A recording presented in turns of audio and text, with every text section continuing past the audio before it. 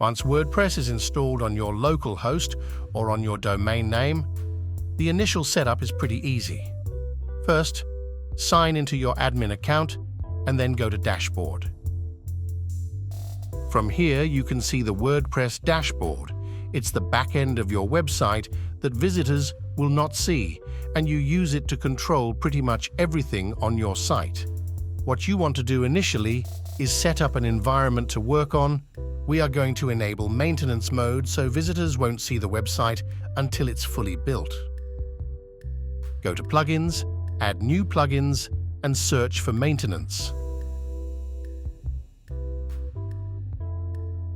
This plugin by Web Factory is the one we are going to use. You can use any one you want, but I like it because it's straightforward and simple to set up. Install the plugin, then activate it, refresh the website, and there you have it.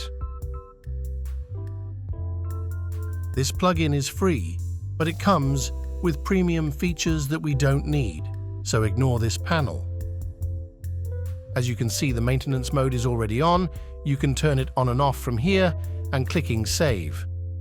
Scroll to the bottom, import a logo, and save changes.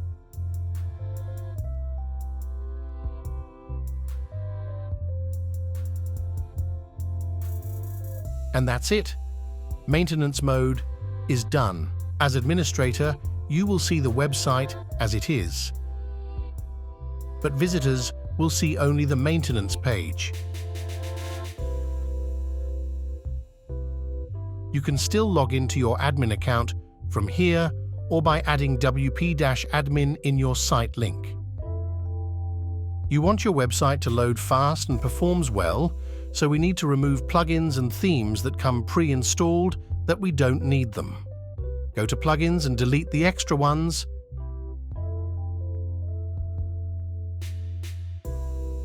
Go to Themes and do the same.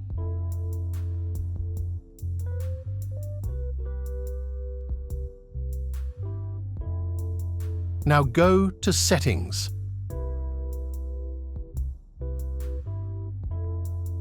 Add an icon to your website header and save changes.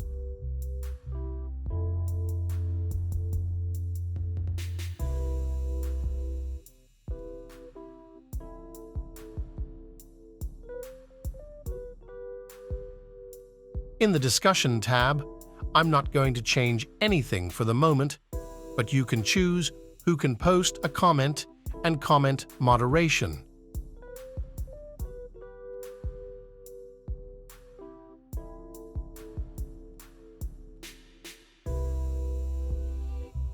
Go to Permalinks and change it to Post Name.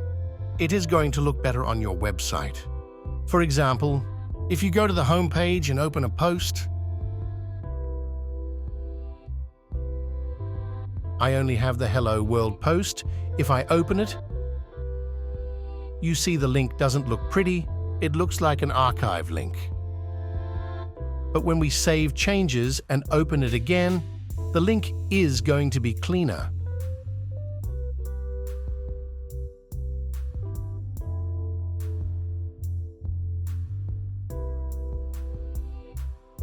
One last thing is removing the post example and the sample page.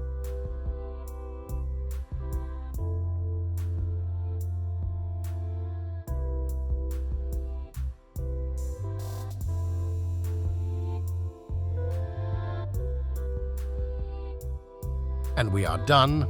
Now your WordPress website is ready. You can start adding the plugins and themes you want. I'm your host, Daniel, and I see you in the next one.